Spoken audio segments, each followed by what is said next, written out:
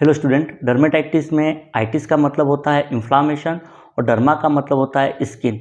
Means skin जो है उसके अंदर इन्फ्लामेशन हो जाना, उसी को डर्मेटाइटिस कहा जाता है। यह डर्मेटाइटिस जो है वो दो प्रकार का होता है। एक होता है एटोपिक डर्मेटाइटिस जिसको एक्जिमा कहा जाता है, और इस पर ऑलरेडी वीडियो बना हुआ है, एंड स्क्रीन के अंदर आपको लिंक मिल जाएगा, वहाँ से आप देख सकते हैं। दूसरा होता है वो होता है कॉन्टैक्ट डर्मेटाइटिस। तो आज के इस वीडियो में हम कॉन्टैक्ट डर्मेटाइटिस जो है उसके बारे में पढ़ेंगे कि ये क्या होता है, किन कारणों से होता है, इसके साइन एंड सिम्टम क्या है, इसका ट्रीटमेंट क्या रहेगा और इसके नर्सिंग केयर क्या प्रोवाइड करेंगे। तो सबसे पहले हम बात करते हैं ये कॉन्टैक्ट डर्मेटाइटिस क्या होता है। तो it is a inflammatory skin disease caused by contact of the skin with allergen और इरिटेंट।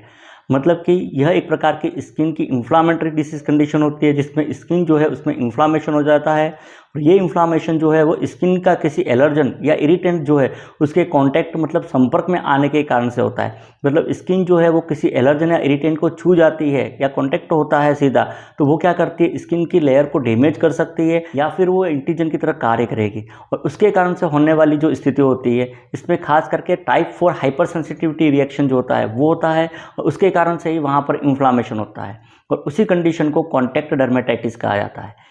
कारण की अगर बात करते हैं तो कारण के आधार पर ये दो प्रकार की होती है। एक होता है एलर्जिक कॉन्टैक्ट डर्मेटाइटिस, एसीडी जिसको कहते हैं, occur when the skin develop allergic reaction due to contact with allergen. मतलब ये तब होती है जब स्किन जो है वो किसी एलर्जन जो है उसके कांटेक्ट में आती है या संपर्क में आती है, और उसके कारण से स्किन जो होती है उसके अंदर एलर्जिक रिएक्शन प्रारंभ हो जाते हैं। ये जो एलर्जन जो होता है वो एंटीजन की तरह कार्य करेगा और उसके अगेंस्ट एंटीबॉडी बनेगी। ये एंटीजन एंटीबॉडी जो है वो मास्ट सेल में जाती है और स्किन को डैमेज करेगी, जिसके कारण से वहाँ पर इन्फ्लामेशन होता है। और ये एलर्जन जो है वो या तो जैसे ज्वेलरी हो सकते हैं या लेटेक्स ग्लव्स हो सकते हैं, परफ्यूम या कोई केमिकल जो है वो हो सकते हैं, जैसे कॉस्मेटिक जो है जैसे हेयर डाइज है या बॉडी वॉश है वो हो सकते हैं। इसके अलावा पॉइजन इवी जो होती है एक विशेष प्रकार की घास, उसके कांटेक्ट में आने के कारण से हो सकता है, या हीट एंड कोल्ड जो है उसके कारण से हो सकता है। एक पोलन ग्रे या इंसेक्टिसाइड जो होते हैं उसके संपर्क में आने के कारण हो सकता है, या कुछ सनस्क्रीन जो है उसके संपर्क में आने के कारण से हो सकता है। कुछ मेडिकेशन जो है जैसे एंटीबायोटिक क्रीम्स जो होती है उसके कारण से भी हो सकता है। तो ये तो होगी एलर्जिक कॉन्टैक्ट डर्मेटाइटिस। दूसरा है इरिटेंट कॉन्टैक्ट डर्मेटाइटिस। ये प्रकार के नॉन एलर्जिक स्किन रिएक्शन होती है, और ये तब होती है जब स्किन जो है वो किसी इरिटेंट के कांटेक्ट में आने के कारण से वहाँ पर डैमेज हो जाती है, और डैमेज होने के कारण से वहाँ पर इन्फ्लामेशन जो है वो शुरू हो जाता है। ज़्यादातर जो कांटेक्ट में आने के कारण से होती है वो होती है, एक तो ब्लीच होता है और डिटर्जेंट है, इसके अलावा सॉप है, या कोई प्लांट्स जो है उसके संपर्क में आने के कारण से, या कोई पेस्टिसाइड जो है उसके संपर्क में आने के कारण से, या बैटरी एसिड जो है उसके संपर्क में आने के कारण से। तो ये इरिटेंट जो होते हैं वो स्किन जो है डैमेज करते हैं, उसके कारण से वहाँ पर इन्फ्लामेशन होता है। तो ये तो हो गए इसके कॉज या कारण। अब बात करते हैं इसके साइन एंड सिम्टम की। तो एक्चुअली इसमें होता क्या है कि स्किन जो है वो किसी एलर्जन या इरिटेंट के कांटेक्ट में आता है, तो बॉडी जो होती है उसको एंटीजन मान लेती है और उसके अगेंस्ट एंटीबॉडी बनाती है। अब ये एंटीजन एंटीबॉडी कॉम्प्लेक्स जो होता है वो मास्ट सेल जो होती है स्किन की उसमें जाएगा और वहाँ जाकर उसको डैमेज कर देता है। उसके कारण से ये मास्ट सेल जो होते हैं वो बहुत सारे केमिकल जो होते हैं वो रिलीज़ करते हैं, जैसे हिस्टामिन है, प्रोस्टाग्लैंडिन है इत्यादि। विशेष करके हिस्टामिन रिलीज होता है। ये हिस्टामिन जो होता है वो क्या करता है, वहाँ पर इन्फ्लामेटरी रिस्पॉन्स होता है वो शुरू कर देता है। हिस्टामिन के कारण से ही एक तो सबसे पहले तो बहुत ज़्यादा ईचिंग होती है जिसको प्लूराइटिस कहा जाता है। सेकंड चीज़ एरिथीमा जो होते हैं वो हो जाता है, मतलब वहाँ की स्किन जो होती है जहाँ पर संपर्क हुआ एलर्जन का वो एरिया लाल कलर का हो जाता है, रेड चकत्ते बन जाते हैं। इसके अलावा वहाँ पर स्वेलिंग मिलती है, स्वेलिंग इन स्किन। अगली चीज़ इसके अंदर ओजिंग और ब्लिस्टरिंग हो जाती है, वहाँ पर छोटे छोटे ब्लिस्टर बन जाते हैं, मतलब पानी से भरी हुई फुंसियाँ बन जाती है, और वहाँ पर पानी जो होता है प्लाज्मा वो आके बूंदों के रूप में जमा हो जाता है। पानी का बूंदों के रूप में जमा होना उसको ही ओजिंग कहा जाता है, और पानी से जो भरी हुई फुंसियाँ बनती है उसको ब्लिस्टर कहा जाता है। इसके अलावा बर्निंग सेंसेशन होता है, मतलब जलन होती है। इसके अलावा वहाँ पर छोटे छोटे वेसिकल बन जाते हैं। ये वेसिकल मतलब पानी से भरी हुई फुंसियाँ होती है जिनका आकार थोड़ा सा बड़ा होता है। बाद में जाके यही फुंसियाँ जो होती है वो फूट जाती है और वहाँ पर क्रस्ट का फॉर्मेशन होता है, तो वहाँ पर पपड़ी जो होती है वो बन जाती है। तो ये सिम्टम जो होते हैं वो कॉन्टैक्ट डर्मेटाइटिस के होते हैं। अब बात करेंगे हम इसके ट्रीटमेंट की कि ट्रीटमेंट क्या रहेगा। तो कॉन्टैक्ट डर्मेटाइटिस के अंदर एक तो टॉपिकल एंटीबायोटिक जो है वो दी जाती है। ज़्यादातर ये सेकेंडरी इन्फेक्शन जो है उसको प्रिवेंट करने के लिए दी जाती है। सेकंड, एक कैलामाइन लोशन जो होता है वो दिया जाता है। ये कैलामाइन लोशन जो है वो ईचिंग जो होती है उसको कम करने का काम करता है। इसके अलावा इचिंग जो है उसको कम करने के लिए एंटीहिस्टामिन जो है ओरली वो दी जाती है। एंटीहिस्टामिन के अंदर नॉर्मली फिनरमाइन मेलेट जो होती है वो या सिट्रीजिन जो है वो दी जाती है। ये इचिंग जो है खुजली उसको कम करने का काम करती है।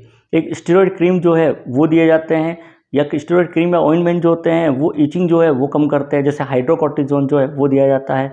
इचिंग या खुजली को कम करने के लिए कोल्ड कंप्रेस जो है वो दिया जाता है। कोल्ड कंप्रेस जो है वो 15 से 20 मिनट तक देना है। कोल्ड कंप्रेस जो है वो इचिंग को कम करता है, साथ ही साथ सूजन जो है इन्फ्लामेशन उसको भी कम करने का काम करता है। इसके अलावा 20 मिनट के लिए कूल बाथ जो है वो लेने की एडवाइस दी जाती है पेशेंट को।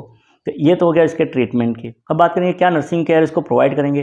तो first, place the dressing soaked with boro solution four time in a day for 20 minute. तो बोरो सॉल्यूशन जो है उससे भीगी हुई ड्रेसिंग जो है वो दिन में 4 बार 20 मिनट के लिए रखनी है। ये इचिंग जो है उसको कम करने का काम करती है। Second, avoid contact with allergen और इरिटेंट। पेशेंट को एडवाइस देनी है कि वो कोई एलर्जन जो है या इरिटेंट उसके कांटेक्ट में नहीं आए।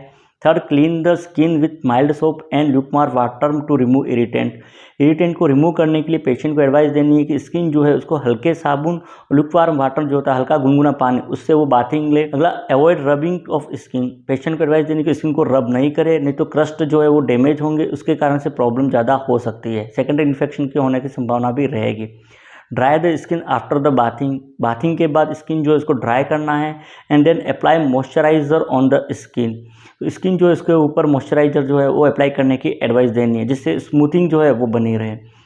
Cold compress on affected side. Patient को एडवाइस देनी है कि जो अफेक्टेड साइड जहाँ पर ज़्यादा खुजली आ रही है वहाँ पर कोल्ड कंप्रेस दे, ताकि वहाँ पर खुजली जो है उसको न कम आए। Apply sunscreen on the skin.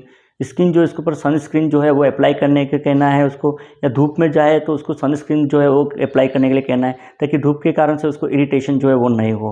Wear gloves while working with irritant. Irritant के साथ काम कर रहा है व्यक्ति तो उसको ग्लव्स पहनने की एडवाइस देनी है, ताकि उसको एलर्जन जो है या इरिटेंट जो है उसकी स्किन को डैमेज ना करे। Avoid woollen and nylon cloth and wear cotton cloth. Patient को एडवाइस देनी है कि वुलन और नायलॉन मतलब ऊनी और नायलॉन के कपड़े जो है वो नहीं पहने, उसकी जगह पर वो कॉटन के ढीले कपड़े जो है वो पहने। Cut down the nails. Nail जो है उसको कट करने के लिए कहना है पेशेंट को, ताकि यदि खुजली आएगी तो वो इचिंग करेगा, खुजली करेगा, इससे स्किन को जो डैमेज करेगा वो डैमेज उसकी नहीं होगी। तो ये था कॉन्टैक्ट डर्मेटाइटिस। और वीडियो देखने के लिए चैनल को सब्सक्राइब कीजिए। Thank you.